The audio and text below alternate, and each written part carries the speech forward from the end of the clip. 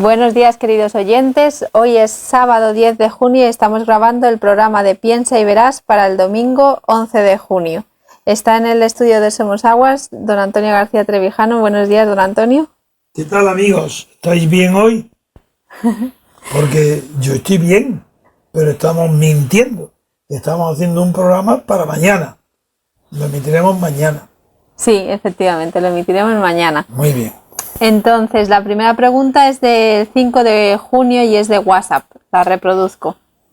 Buenas 5 de tardes. junio. Soy Carlos Ruiz Sí. Toledo, coordinador del MCRC en Baleares. Estoy en Malta 18 de mayo, prácticamente inaugurando el verano. Que se oye muy, muy, muy bajo. Yo no oigo nada. Bajo, que no oigo nada. Nada, es imposible. Pues voy a pasar a la siguiente pregunta porque se oye muy bajo. Entonces la siguiente pregunta es de fecha 7 de junio, a ver si esta se oye mejor. Buenos días, repúblicos. Un saludo a todos los que hacéis posible este programa y en especial a don Antonio. Soy Aitor Céspedes Suárez y soy natural de Murcia. Pese a que llevo casi 2 años siguiéndoos, soy un recién asociado al MCRC.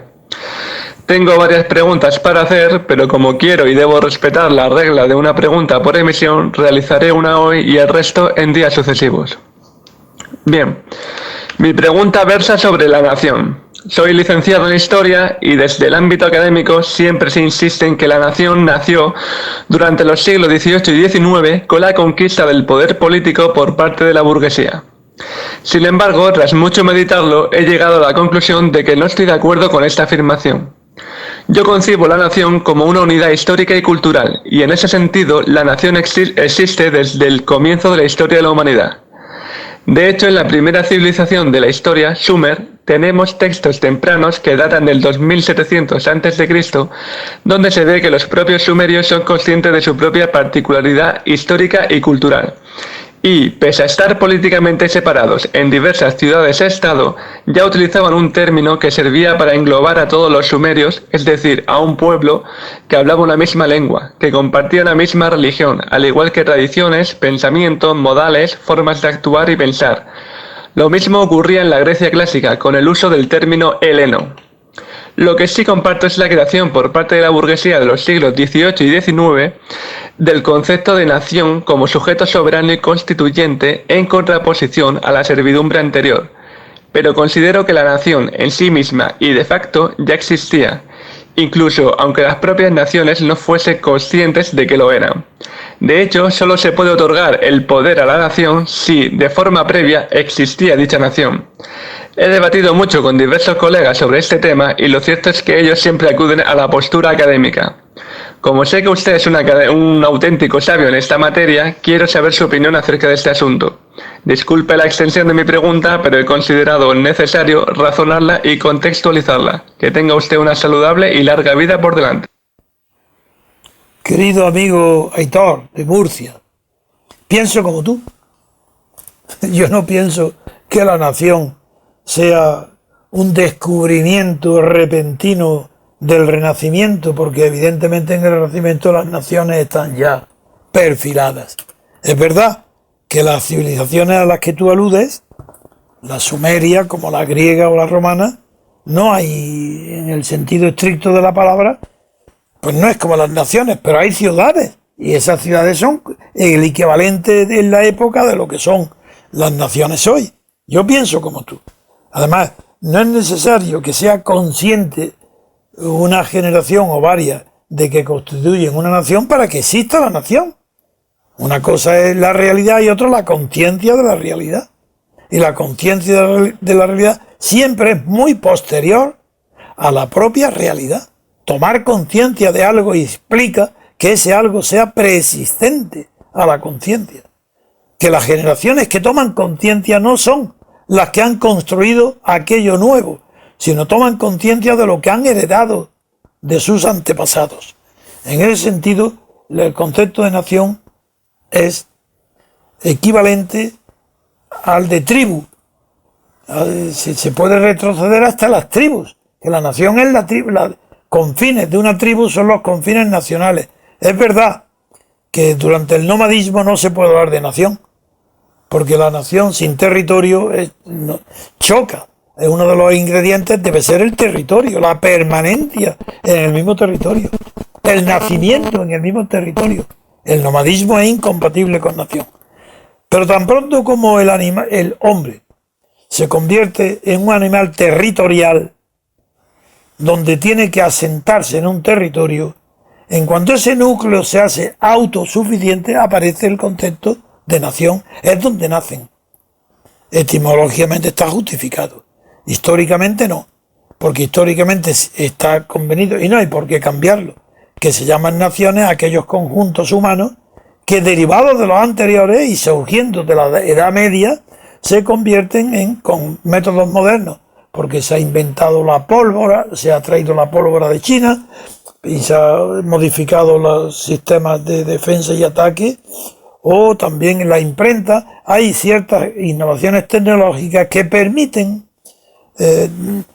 tener los núcleos urbanos una apariencia exterior y unas normas de convivencia más arraigadas que las que se producían alrededor de las tres funciones que tienen los pueblos o civilizaciones indoeuropeas: la sacerdotal, la militar y la productiva. Esos tres conceptos duran casi intactos hasta la Revolución Francesa. Por tanto, ya yo añado un dato más al que tú mencionas.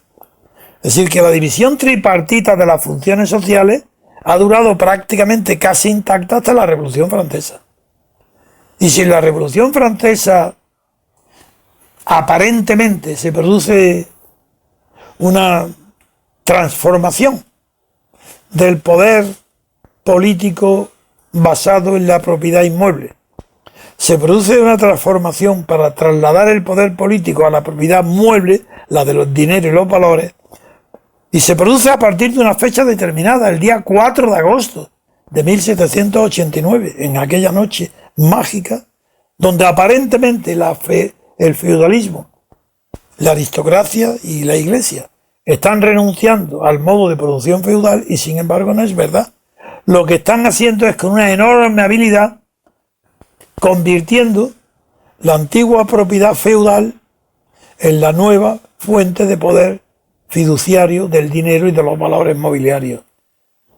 Cuando se pagó en 30 dineros, 30 veces la renta de un año, pues todos los rendimientos de las propiedades feudales. ¿Esto qué quiere decir?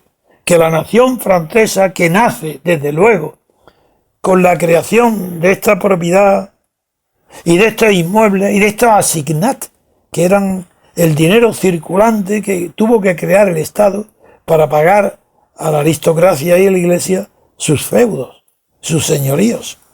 Pues ahí está la nación constituida, nada menos que en la Revolución Francesa, donde ya, sí, los reyes dirán l'état c'est moi, el Estado soy yo, pero muy pocos años después tendrá que decirse la nación soy yo.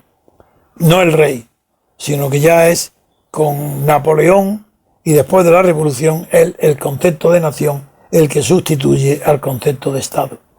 Por tanto, te felicito porque tienes la personalidad, la valentía de no dejarte arrastrar por esquemas y has pensado justamente. Otra cosa es que tanto tú como yo utilicemos para ser entendidos el término nación en aquellos momentos donde ya está admitido, y no si no, no pararíamos de escribir.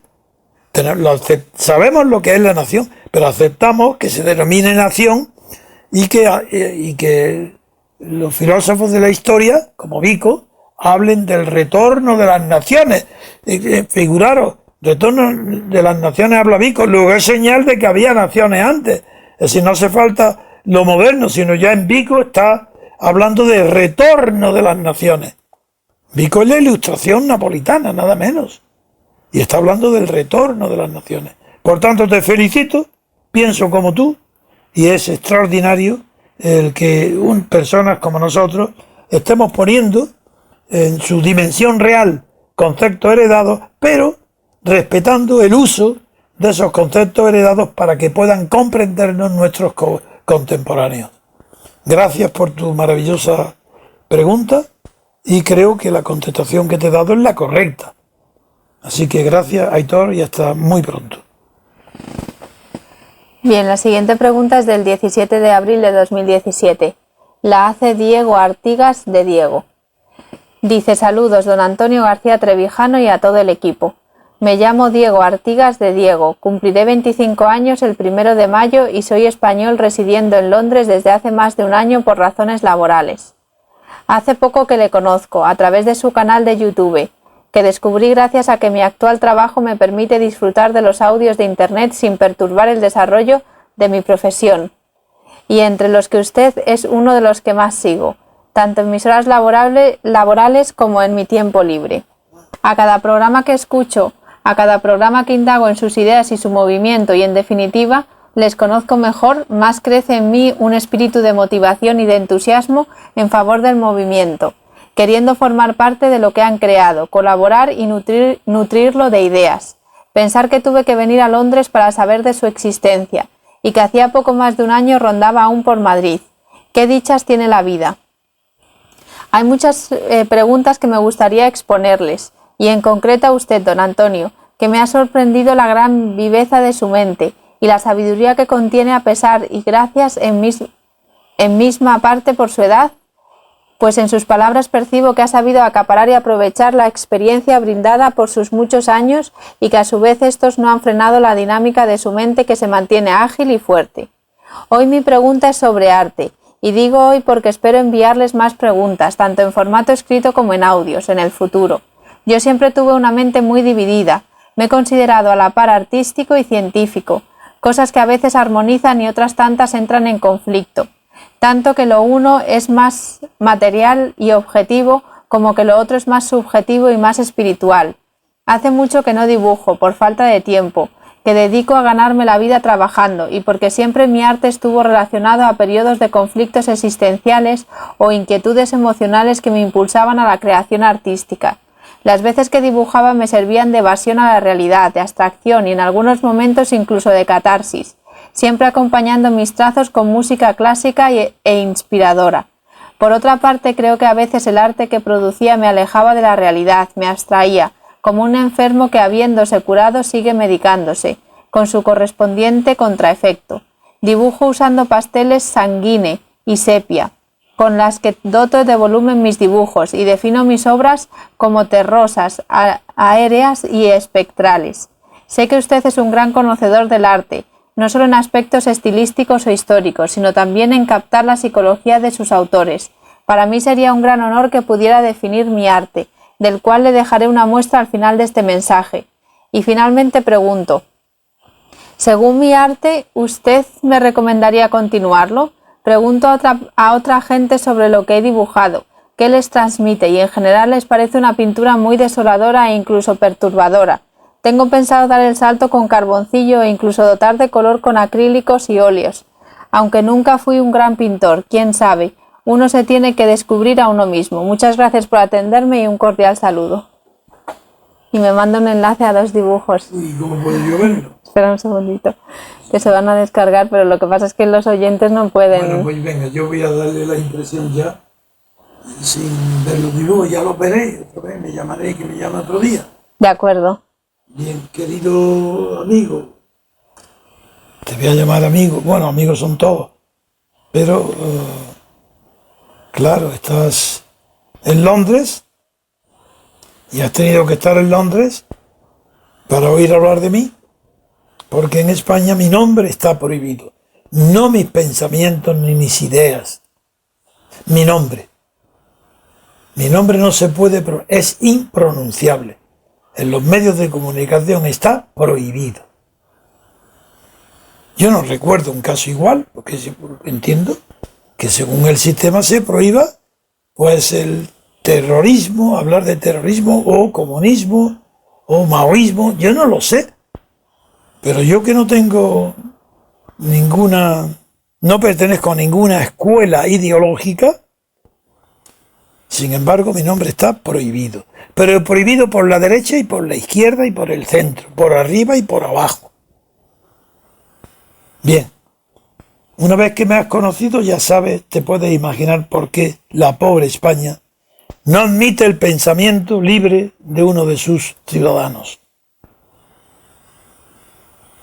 Te felicito, porque si eres artista ya tienes en sí mismo una compensación a tu existencia. El artista es un creador. Podrá ser bueno, malo, ser reconocido por los demás o no ser reconocido. Puede intentar obras que fracasen porque no las puede lograr, pero tiene el don y la pasión de la creación. Si será buena o mala, no estoy hablando de la contemplación ni del juicio de los demás. Estoy hablando de la emoción interna del artista. Eso es insobornable. Como no puedo ver desde donde estoy situado tus dibujos, pues los pediré que me los enseñen otro día después, cuando esto ya terminado, y otro día me llama y me preguntas qué me parecen tus dibujos. Aunque yo siempre, soy más bien, pertenezco al campo de reflexión correspondiente a la filosofía estética que a la crítica de arte. También conozco, como es natural, todas las escuelas, sobre todo las del siglo XX, las he estudiado todas. Pero no me puedo considerar un experto en todo tipo de pintura o de grabados o de dibujos, y mucho menos poner en relación los colores que utiliza en los sombreados o en el dibujo o en la línea central de cada dibujo, que utilice el sanguina o el carboncillo. Pues no creo que esté calificado yo para ayudarte, pero te doy la enhorabuena porque eres un privilegiado. Y desde luego es difícil. Si pudieras vivir, si tuvieras dinero, te diría: persigue tu arte, busca tu felicidad. Te comprendan o no te comprendan los demás, crea, no dejes la creación. Ahora, si tienes que vivir porque de tu creación no vives, entonces acomódate y procura tener un medio de vida, un sostén, pero no abandones tu arte si tú en él encuentras que puede expresarse tu personalidad de manera distinta a como la han expresado otros artistas. Así que no eres simplemente un seguidor de otro. Gracias por tu sinceridad y espero que otro día pueda ayudarte un poco más. Hoy solamente con la palabra no puedo. Necesitaría ver tus dibujos y tener una opinión sobre ellos. Gracias. Bien, la siguiente pregunta es del 7 de junio y es de WhatsApp. La reproduzco. Hola, don Antonio. Buenas tardes. Mi nombre es José María. Soy de Cádiz. Creo que usted conoce bien esta provincia porque cuando era pequeñito pues tuvo la ocasión de vivir en Chiclana. Y bueno, hoy esto usted no lo conoce, es completamente distinto a lo que usted conoció, pero bueno, aquí mal vivimos, mal seguimos y mal trabajamos. La cuestión es la siguiente: yo le conozco, le sigo desde hace muchísimos años con el programa La Clave Balbín. Allí descubrí a mi primer profesor de Derecho, de Filosofía, de Historia, de Política. Y después, además, en mis años de universidad no encontré a nadie tan profundo como usted. A la hora de explicar, digamos, las motivaciones morales y las motivaciones políticas y las motivaciones de interpretación del derecho que he encontrado en sus libros y en sus programas de radio. De todas maneras, yo tengo que decirle que la libertad, el descubrimiento que usted hace de la libertad colectiva es un tema excepcional, es fantástico que usted haya reparado en ese concepto, pero yo quisiera, ya que es el núcleo de su pensamiento, la libertad colectiva, yo quisiera hacer algunas reflexiones que nos relacionan el concepto de libertad colectiva que nace en Estados Unidos cuando los Hamilton y los Madison inventan lo que inventan, con nuestra situación histórica. España en el año 39, cuando termina la guerra civil, el caudillo Franco, el general Franco, al mando de las tropas rebeldes en Burgos, funda un estado de nueva planta. Y yo pienso que ese señor, cuando se siente vencedor, cuando entra en las ciudades como Toledo, como Madrid, como cualquier ciudad española importante, y no digamos en Barcelona, es aclamado por la mayoría del pueblo, por casi la totalidad del pueblo. Este señor tiene un respaldo absolutamente mayoritario y funda un Estado desde la libertad colectiva que le atribuyen la mayoría de los españoles que se manifiestan al grito de Franco. ¿Es eso? La pregunta ¿es eso libertad colectiva? Se lo digo porque yo sé que eso es una aberración lo que estoy diciendo, pero realmente si se fija usted en la realidad actual de la España actual, si se fija, yo cuando expreso las ideas y los criterios que usted nos ha introducido a los seguidores del MCRC, verdaderamente me encuentro con una legión de fascistoides. España, la hegemonía española es fascistoide. Hay una mayoría de pensamiento de derecha y de ultraderecha que es brutal. ¿No? Ellos todos piensan que esto es una democracia. Todos piensan que aquí hay separación de poderes.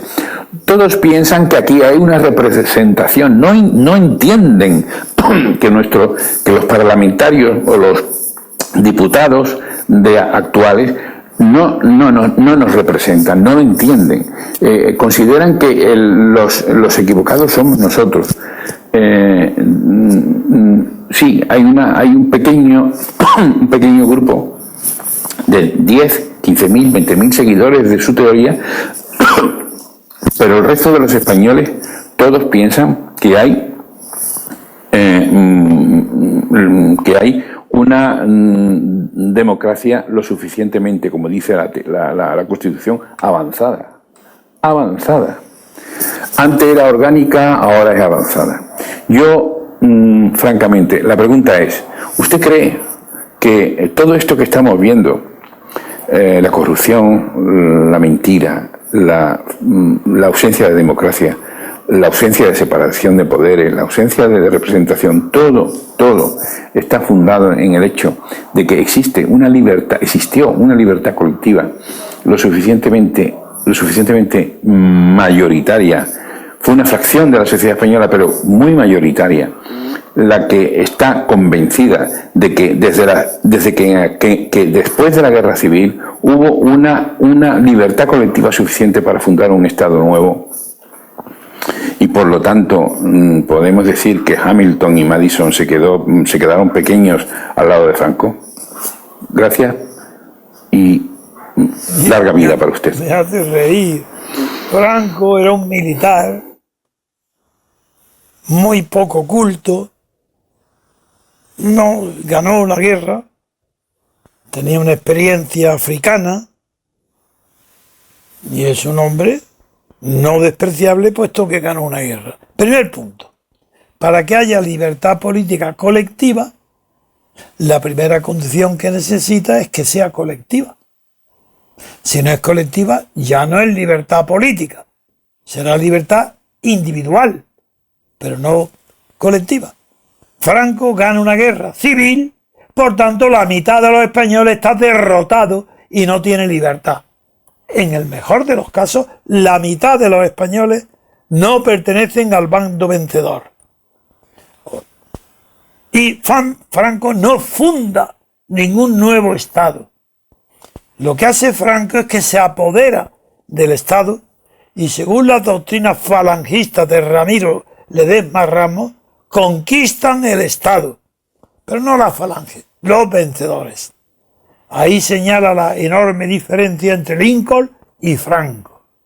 Mientras que Lincoln, vencedor en una guerra civil, donde existía antes de la guerra civil, existía libertad colectiva, vence en una guerra civil y naturalmente se vuelve a basar en lo que había antes de la guerra civil, que es la libertad política colectiva, para dictar leyes y gobernar para todos la nación de Estados Unidos, para el sur y para el norte, y su política de pacificación, de superación de la guerra civil, porque vuelve a aplicar las normas constitucionales de los Estados Unidos de América, que son anteriores a la guerra civil.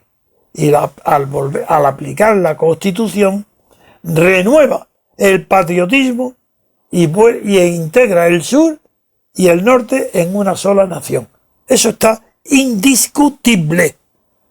¿Qué hace Franco? ¿Es que acaso en la libertad política colectiva existía antes de la guerra civil? No hubiera habido guerra civil. En España no existía libertad política colectiva, ni siquiera la libertad individual era respetada. Es por el desorden absoluto y la anarquía, la criminalidad, la falta de respeto a la convivencia social la que determina el levantamiento de una parte del ejército, el fracaso de su levantamiento, que era un golpe de estado militar, y su conversión de ese fracasado golpe militar, en guerra civil. Franco no puede hacer como Lincoln, no puede volver a la Constitución de la República, porque la Constitución de la República, en su artículo primero dice, en la Segunda República, de la del año 31, dice que España se constituye como una nación de trabajadores, de tal manera que el que no es trabajador no pertenece a la nación. Vaya libertad colectiva, solamente para los trabajadores. Bueno, pues es que no había libertad política colectiva en la República, ese fue su fracaso. Por eso hubo guerra civil, porque la República no supo integrar a todos los españoles. Fue la revancha contra la monarquía. No hubo un solo estadista de categoría en la Segunda República, ni un solo pensador que merezca pasar a la historia con letras mayúsculas. Ninguno. Por eso la guerra civil está justificada. No se trata de una maniobra de Franco de alargar una guerra civil para que la dictadura continúe mucho tiempo. Es mucho más profundo. Es que no había libertad colectiva con la República. Y por tanto ahí había una lucha de intereses y de ideologías mundiales. Apoyando la República, ¿a quién? ¿Quién armaba a Franco? ¿Quién armaba a la República? ¿El pacto de no intervención? ¿La Unión Soviética de Stalin? ¿Hitler y Italia? Mi amigo Pedro San Rodríguez, el que armó y metió a Italia en la guerra civil española. Sí, Pedro San Rodríguez. Él me contó todos los trajimanejes que hizo para el apoyo de Mussolini, y luego es que el Guernica no indica la naturaleza de aquella guerra civil. ¿Cómo va a salir un Estado nuevo por Franco, fundado por Franco, en una guerra ideológica en la que vence una de las partes ideológicas, la derecha católica tradicional en nacionalismo, sobre el resto de los españoles? De ninguna manera. Bastante es con evitar la revancha. Por eso yo propuse al frente de la Junta Democrática y de la Platajunta un periodo no de reconciliación nacional. Eso es falso. Eso era una propaganda del Partido Comunista. Eso es propio de la Iglesia Católica, pero no de una mente política que no tiene que utilizar ese tipo de propaganda moral. La política es una lucha por el poder. Y después de Franco propuse un plan para conquistar el poder, la sociedad política española, integrada por la derecha y por la izquierda, el Partido Comunista y los partidos de la derecha franquista. No los eliminaba, ni a los Suárez ni a los Fraga, pero ellos sí que eliminaron toda posibilidad de libertad, porque el pacto de Santiago Carrillo con Suárez era la eliminación de la libertad. No la eliminación de la izquierda y del Partido Comunista, por supuesto, sino la eliminación de la libertad. ¿Qué libertad política? ¿Cómo puede haber nacer un Estado con Franco? Eso es una blasfemia. Sí, ya lo sé que hay administrativistas y algunos pensadores de ultramontanos, de ultraderecha, que quieren hacer que Franco es el que funda el Estado español. No es verdad. Lo que Franco hace es que moderniza la burocracia. ¿Y qué tiene que ver eso con el poder político y con el Estado y con la nación? Sí, claro. Vaya Estado fundado que hoy todos los partidos están separándose, unos en Cataluña, otros en el País Vasco, otros en Galicia, otros en Canarias, otros en Baleares. ¿Qué Estado ha fundado Franco? ¿Qué nación ha fundado? Falso. Nada, no es respetable nadie que presente a Franco como el fundador de un nuevo Estado o un nuevo orden político. No es verdad. La República fue un fracaso en su origen porque advino. Nadie la trajo, nadie la construyó. Fue un fenómeno producido por la huida del rey, de la monarquía. La República no fue nunca construida. Fue demagógica desde el primer día. Y Franco fue fascista desde el primer día. Y luego militar. Y luego de militar nacional. Y luego que religioso hasta el colmo. Primero la Iglesia Católica, la Acción Católica, la democracia cristiana y el Opus Dei, hasta el último día. ¿De qué me vais a hablar a mí? ¿De qué? ¿Qué sabéis ahora las nuevas generaciones de lo que fue Franco? No podéis ni siquiera imaginarlo. Y yo quise integrar, fundé la Junta Democrática para integrar a las dos Españas. ¿Bajo qué? Bajo la libertad política colectiva. No la llamé entonces porque no había descubierto el concepto, pero era la base de la libertad política colectiva. Del mismo modo que los Estados Unidos tampoco aplicaron la libertad política colectiva descubierta por los Hamilton y compañía. No, así tampoco es. Lo que hicieron los americanos fue volver a aplicar la Constitución existente y que había sido interrumpido por la guerra civil. Pero la libertad política colectiva existía como hecho. Y la guerra civil, afortunadamente, procuró la victoria a los que defendían la libertad política colectiva, incluso para el sur. No. Otra pregunta. Vamos a hacer una pausa y regresamos enseguida. Si conoces a don Antonio García Trevijano y escuchas nuestra radio frecuentemente, es importante que te asocies al MCRC. Es el único movimiento que existe en Europa que lucha cada día por la libertad colectiva y deberías formar parte de él. De esta forma disfrutarás de nuestro boletín para asociados con toda la información del movimiento y estarás al día de todas las noticias y eventos que realicemos. Si quieres, puedes colaborar con una cuota voluntaria que puedes pagar de la forma que te resulte más cómoda. Es muy fácil. Entra en www.mcrc.es y rellena la hoja de afiliación. Cada vez somos más y queremos contar contigo. Continuamos, queridos oyentes. La siguiente pregunta es de email. La hace Luis Guillermo de Pablos el 18 de abril del 2017. Dice: buenos días, don Antonio. Soy Luis, estudiante de Derecho y vivo en Madrid. He empezado a escuchar la radio hace poco y quería preguntarle un par de cosas. ¿Qué obras de política me recomendaría para empezar? Y si ha publicado o publicará la redacción de la Constitución de la monarquía presidencialista que hizo para poder leerla. Muchas gracias por su atención, don Antonio, y espero que se recupere pronto del problema de la vista. Bien, te lo agradezco mucho, Luis. Obras... Hombre, es que obras modernas o clásicas sobre la libertad política colectiva no existen. Yo creo que mi obra última, la teoría pura de la República Constitucional, es la más instructiva y la que va a formarte. Pero yo no sé qué te puedo recomendar que pudiera serte útil. Desde luego, Santayana, si Yo te digo, autores que merece la pena estudiar. Uno de ellos es Santayana. Pues claro que es verdad que no está especializado en política, pero por ejemplo, sus opúsculos pequeños pero preciosos sobre religión, pues son fundamentales. También en un libro antiguo de los primeros de juventud es muy sistemático. Y ahí habla de política, y habla de arte, y habla de cultura, habla de muchos conceptos. Aunque lo escribió en inglés, está publicado en Argentina en la editorial Losada.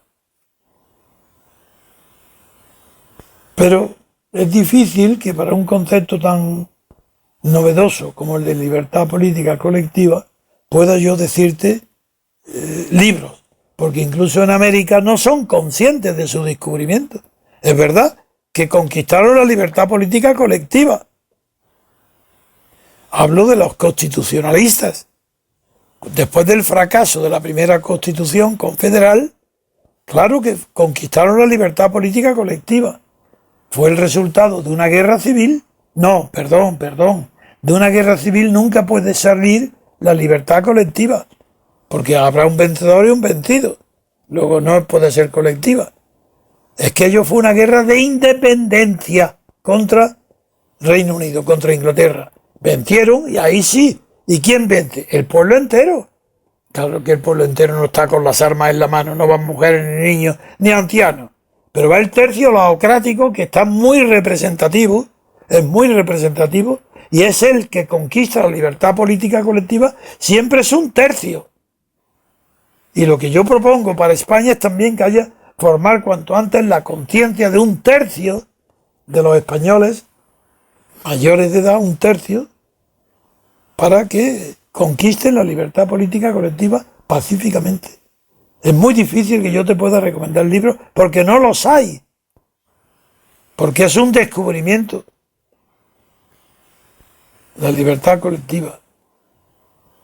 Ahora, sí, puedes aprender lo que es la separación de poderes, lo que es la representación política, lo que es la independencia judicial. Eso sí, eso está desde Montesquieu a los libros de representación política, que desde que la descubrió Marsilio de Padua, luego la izquierda la negó, entre ellos Rousseau. Rousseau negó la posibilidad, porque como consideraba que el soberano es el pueblo, y como el pueblo está en todas partes, pues no puede ser representado, porque para que haya representación, lo representado tiene que estar ausente. Dado que el pueblo no puede estar ausente porque está en todos lados, luego de ahí deduce, como si fuera un silogismo, que no puede haber representantes del pueblo. En fin, lamento no poder ser más útil a lo que me preguntas. Si estudias bien mi libro, desde luego tienes una formación política superior y más rigurosa que la que se imparte hoy en todas las universidades del mundo, incluida la americana, incluidos los Estados, porque ellos tienen libertad política colectiva, pero no lo saben. No saben que ese es su fundamento. El fundamento de la democracia moderna. No, es que no hay democracia moderna ni antigua. La democracia representativa no es más que la que hay en Estados Unidos. Nada más. Bien, voy a reproducir la pregunta que no he podido reproducir antes del 5 de junio de WhatsApp. Buenas tardes, soy Carlos Ruiz de Toledo, coordinador del MCRC en Baleares. Estoy en Mallorca 18 de mayo, ya prácticamente inaugurando el verano. Primero quería agradecer su hospitalidad, la de Elena y Natalia, porque el día 1 de mayo nos invitó, ya que no hay manera de pagar con usted, o contigo mejor dicho, en el precioso jardín de su casa. Nos hicisteis sentir a Jaime Vergara y a mí como en familia, a pesar de su delicado estado físico en ese momento, al que a causa de tu sorprendente energía no le di la relevancia oportuna. Por esa vitalidad entiendo que convencieras a los médicos tan fácilmente para que te dejaran tranquilo en casa con las condiciones que negociaste. Una nueva victoria que apuntarse, sin duda. También agradecer y felicitar a todos aquellos que hacen posible el programa diariamente y que tan orgulloso me hacen sentir por pertenecer a esta asociación y movimiento. Bueno, ahora ya mi pregunta. ¿Cuál es el significado del concepto de país en relación con los conceptos de Estado y nación? En fin, te deseo mucha salud y espero que por el fin que nos ha unido no hagas a estas alturas de tu vida alguna acción temeraria con la salud. Un abrazo y mi más sincero cariño. Bueno, me emocionas, de verdad.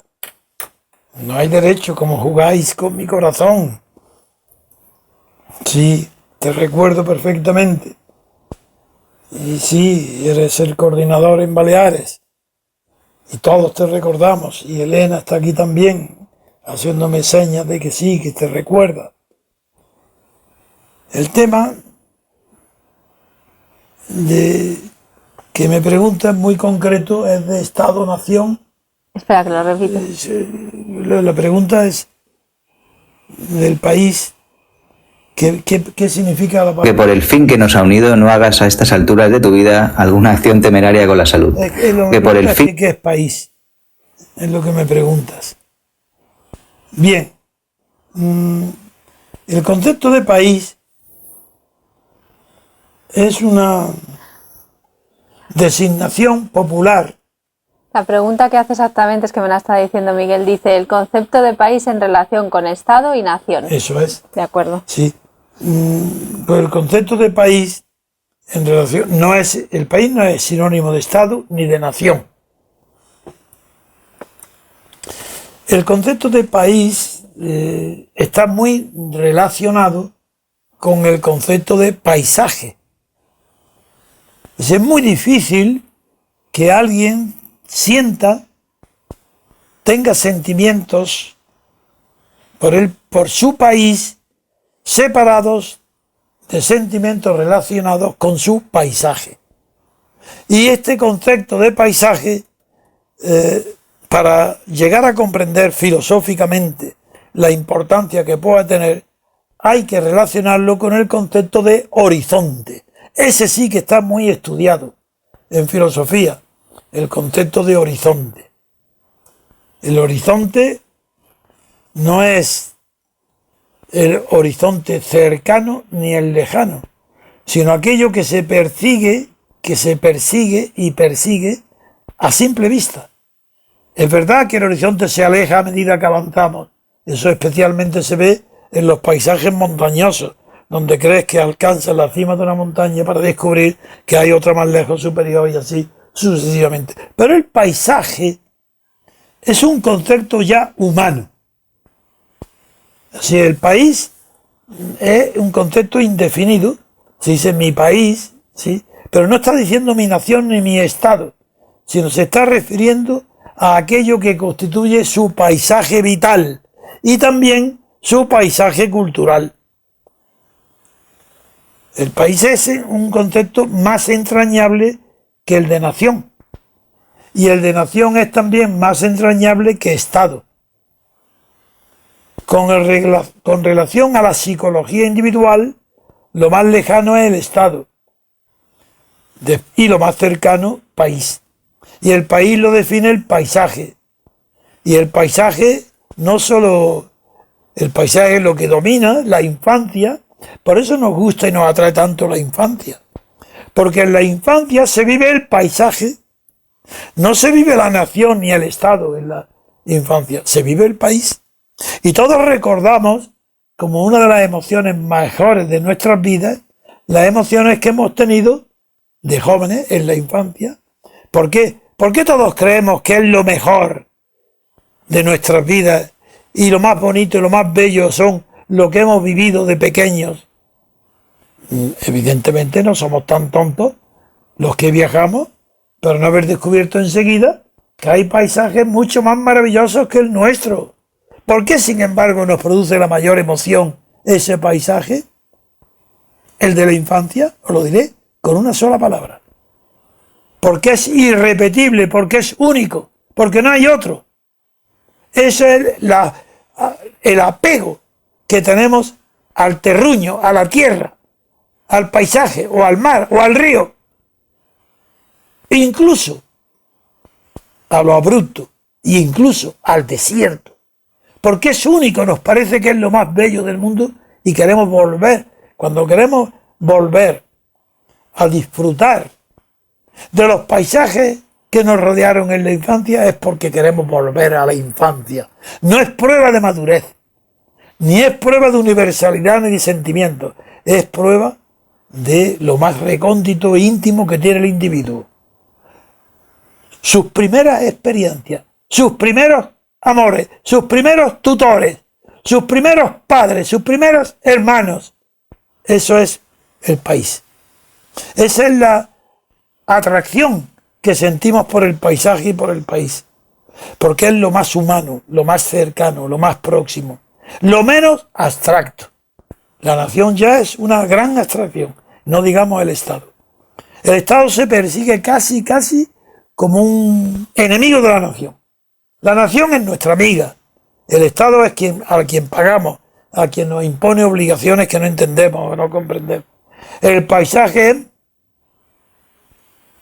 el horizonte. Vuelvo a la palabra clave, horizonte. Los que han estudiado, leído la gran literatura y la gran filosofía saben a lo que me refiero con el concepto de horizonte. El paisaje es nuestro horizonte, al que tendemos a volver, una de las razones por las cuales yo me siento joven es que todavía no quiero volver al seno materno. Yo no quiero volver todavía a Granada, ni a Lama donde nací, ni a Órgiva, ni a la Alpujarra. Voy a volver a Lama porque me van a hacer un homenaje que me agrada, me gusta mucho, de nombrar mi hijo adoptivo,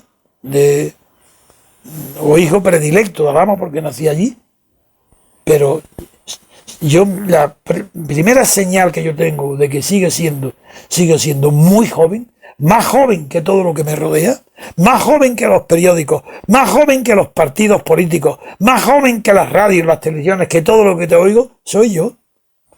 ¿Por qué? Porque no he perdido la curiosidad por saber, por aprender, y porque no quiero volver todavía al paisaje, al país de mi infancia. Otra pregunta. Sí, la siguiente pregunta es de email. Es del 18 de abril y la hace Luis Guillermo de Palacios. No, perdón, esta ya la he leído. La siguiente pregunta es de Iván Landa, también es del 18 de abril. Dice: buenas, envié esta pregunta hace tiempo. Al ver que no era emitida pensé que el email no se había llegado y la volví a enviar. Acabo de oír la respuesta de don Antonio. Sin más, es para que no se la volváis a hacer en directo.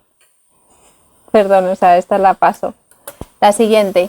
Yassin Esacal Martínez, del 18 de abril. ¿Sí? ¿Cómo? ¿Qué? Yassin Esacal Martínez. Yassin, ¿qué significa? Será un nombre extranjero. ¿Y qué pone? ¿Yassin y apellido? Esacal. Esacal. Martínez, sí. Uy, Yassin. Sí. Yassin con Z. Yassin, no, con dos S. Y-A-S-S-I-N. Yassin Esacal. Esacal. Esa no es E-S-S-A-K-K-A-L.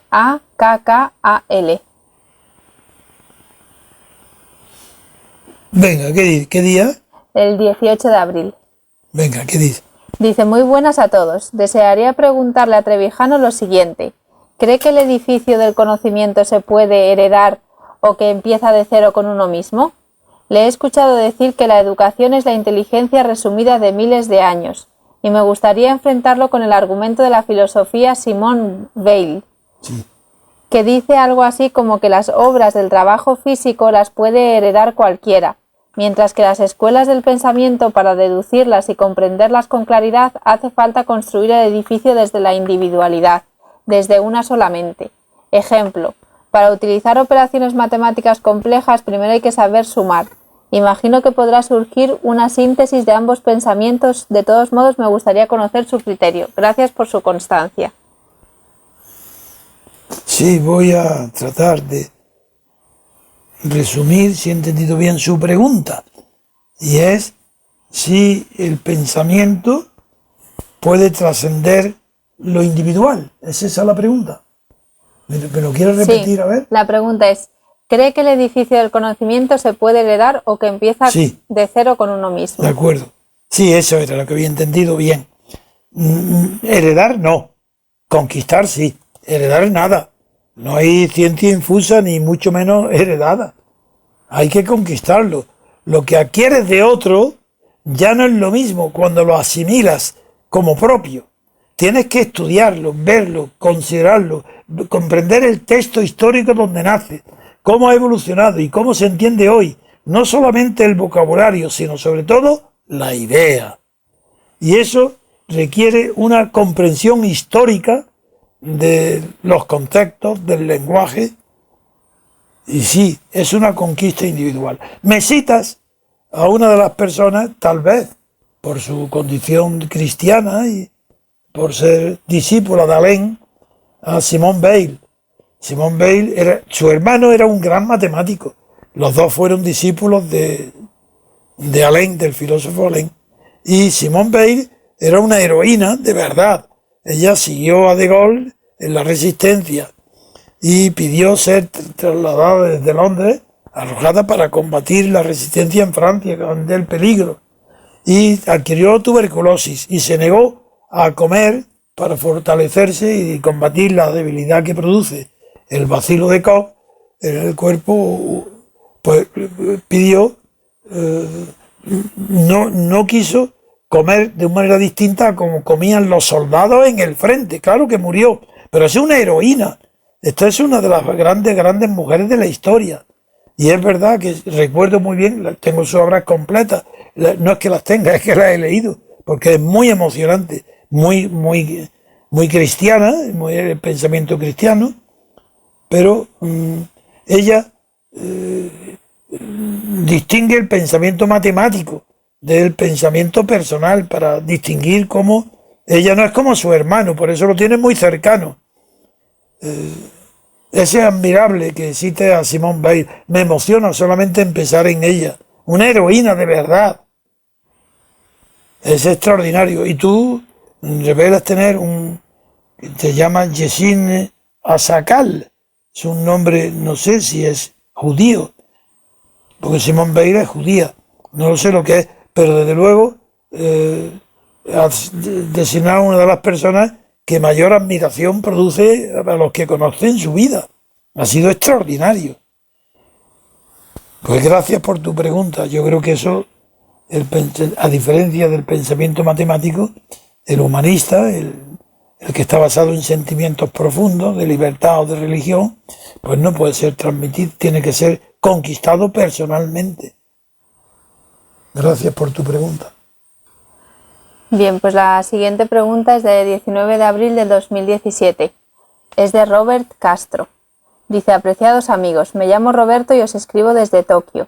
Ante todo agradezco al maestro don Antonio su dedicación a ayudarnos a ser mejores, su gran aportación político-cultural, su sabiduría, su valentía y su honestidad intelectual, así como al resto del MCRC su función política y cultural. Hace años la ingenuidad y las buenas intenciones me llevaron a entrar en un partido político estatal, y pasados unos años mis ideales de decencia y coherencia me obligaron a dejarlo, pues observé unos mecanismos de funcionamiento interno antidemocráticos, y cómo muchos de sus miembros se dedicaban exclusivamente a hacer de la política su modus vivendi, lo cual les conducía a auténticos comportamientos sociopáticos. Tras un periodo de desconexión me dediqué a realizar lecturas catárticas, y fue entonces cuando tuve el honor de leer y estudiar la teoría pura de la República. Desde entonces sigo la actividad del MCRC en la distancia física, pero en la proximidad moral e intelectual. Sin mayores prolegómenos dejo caer mi pregunta. En los años 50, autores como Hayek alertaban de que el mayor peligro para la estabilidad política de un país era la existencia de un auténtico proletariado intelectual sin oportunidades para emplear el acervo de sus conocimientos. Como España se encuentra en esta situación, querría preguntar a don Antonio si cree que este puede ser el detonante que conduzca al cambio político que sugiere. Muchas gracias por adelantado. Un fuerte abrazo y mucho ánimo para todos los miembros del MCRC. Siempre lo repito, que me emociona muchísimo cuando miembros del MCRC me escriben desde Japón o China, Australia, Nueva Zelanda, Siberia. Es que estamos en el mundo entero. Es que apenas recuerdo una zona del globo terrestre donde no haya algún repúblico y dirigiéndose a nosotros. Gracias por tu recuerdo del MCRC, por escribirnos, Roberto, desde Tokio. La pregunta Sí, Hayek fue un hombre inteligente y escribió muy oportunamente Camino de servidumbre, porque aún no había terminado la guerra mundial cuando escribió, era la respuesta adecuada a aquel momento de conflicto. Pero luego la libertad de los liberales, incluido Hayek, aunque en su última parte de su vida, ahora sería muy extenso recordarlo, porque le he dedicado algún programa a ese tema, al final de su vida se acercó muchísimo a lo que yo defiendo hoy, pero no llegó a descubrir la libertad política colectiva. Sin embargo, es un autor respetable, Hayek. Solamente te puedo agradecer que te comuniques con nosotros, que tu pregunta, no sé si ha sido la de exactamente la de Hayek. Sí, ¿no? Te pregunto, dice, a ver, en los años 50, autores como Hayek alertaban de que el mayor peligro para la estabilidad política de un país era la existencia de un auténtico proletariado intelectual, sin oportunidades para emplear el acervo de sus conocimientos. Como España se encuentra en esta situación, quería preguntar a don Antonio si cree que este puede ser el detonante que conduzca al cambio político que sugiere. Es que por eso he preguntado, porque al decirme detonante, antes no he hablado de ningún detonante, y eso me extrañó. Por eso, así como el concepto de proletariado intelectual es verdad, pero el proletariado intelectual no es la clase obrera. El proletariado intelectual es todos los tic-tac, todos los de pensamiento, incluso el liberal, son proletarios intelectuales, no están abiertos a todas las formas de pensar colectivo, porque el pensamiento es cosa de uno, la acción es cosa de muchos, pero el pensamiento sí está formado por proletariados intelectuales. ¿Quién es el proletariado intelectual? El que tiene nada más que consignas oídas en televisión, radio y prensa, medios de comunicación y ambientes de trabajo. Tiene consignas, no ha trabajado, no ha aprendido, no ha comprendido ni siquiera cuál es su situación en el mundo. Porque claro, que en Carlos Marx, del marxismo podía deducirse que cada uno piensa según como esté inscrito en el modo de producción, según el puesto que ocupe. Pero es que con arreglo a la libertad política colectiva, es que no es que proletarios, es que son siervos. Es que con arreglo al criterio de la libertad política colectiva, nadie hay libre. Y eso, qué razón más grande. Es lo que repito continuamente. Para ser libres tienen que ser los demás libres. Y los liberales son aristócratas del espíritu. Ellos no quieren ser proletariado intelectual. Por eso lo dice esa frase Hayek, porque él es un aristócrata. Y sin embargo, yo le digo a Hayek y a todos los intelectuales liberales, la libertad solamente puede ser colectiva. Yo no seré libre si tú no lo eres. Eso no tiene nada que ver con el anarquismo. No es que mi libertad termina donde comienza la tuya. Eso es confundir libertad y derecho. No saben lo que están diciendo con esas palabras. El derecho mío termina donde empieza el tuyo. Eso es verdad, pero la libertad no. La libertad es al contrario. Mi libertad comienza con la tuya. Si tú no eres libre, yo no soy libre. Eso no lo dice un anarquista. El anarquista sigue teniendo un concepto individualizado de la libertad. Yo lo tengo colectivo. ¿La libertad es colectiva o no es libertad? ¿Será oligarquía? ¿Será unos privilegiados que tienen libertad? ¿Los ricos? ¿El mercado? ¿O los profesores que se creen libres porque enseñan sin contestación en sus clases? Pero en España, por ejemplo, la universidad entera está perdida. Podía de un plumarse echarse a todos los catedráticos de humanidades, no de ciencias, claro. Todo el que hable de algo de política, catedrático, merece ya estar expulsado en el acto de esta y de todas las universidades. No tiene ni idea de lo que es la libertad, no la quiere, no sabe lo que es. Y está pregonando y enseñando una constitución tan falsa como la española, que no tiene de constitución nada. Porque para que haya constitución tiene que haber separación de poderes. Y lo dice la Declaración del Derecho del Ciudadano durante la Revolución Francesa, el artículo 16, el parágrafo 9. Solamente hay constitución si hay separación de poderes. ¿Dónde está la separación de poderes? Que el legislativo, el partido que vence en el legislativo pasa al gobierno, figuraros, y para que pase el gobierno antes de que haya elecciones al legislativo, ese partido, el partido que gana, ha tenido que hacer y confeccionar unas listas a gusto del jefe de partido. Esa oligarquía de partido, esa ley de hierro de Michel, eso es férrea, eso no hay quien se la salte, eso no hay libertad, ni hay democracia. ¿Quién dice eso en Europa? Nadie. ¿Y cuál es la verdad? Que en Europa no hay un solo país, salvo Reino Unido, Inglaterra, que es un régimen parlamentario liberal, pero no hay libertad política colectiva ni separación de poderes. Por tanto, no hay democracia tampoco en Inglaterra, no digamos en el continente. El continente que cae bajo el dominio de Hitler, Mussolini, Franco, Salazar, etc. Ese continente no se ha levantado la cabeza. Fue liberado por la Armada de Estados Unidos o la Unión Soviética al este. Ellos son los que derrotaron a esos fascismos. Pero nadie ha levantado la cabeza todavía en esos países. Y en España, lo que hay, continuación del franquismo por otros medios. Por eso se habla de separación de Cataluña, porque es antifranco. Todo lo que sea antifranco es actual.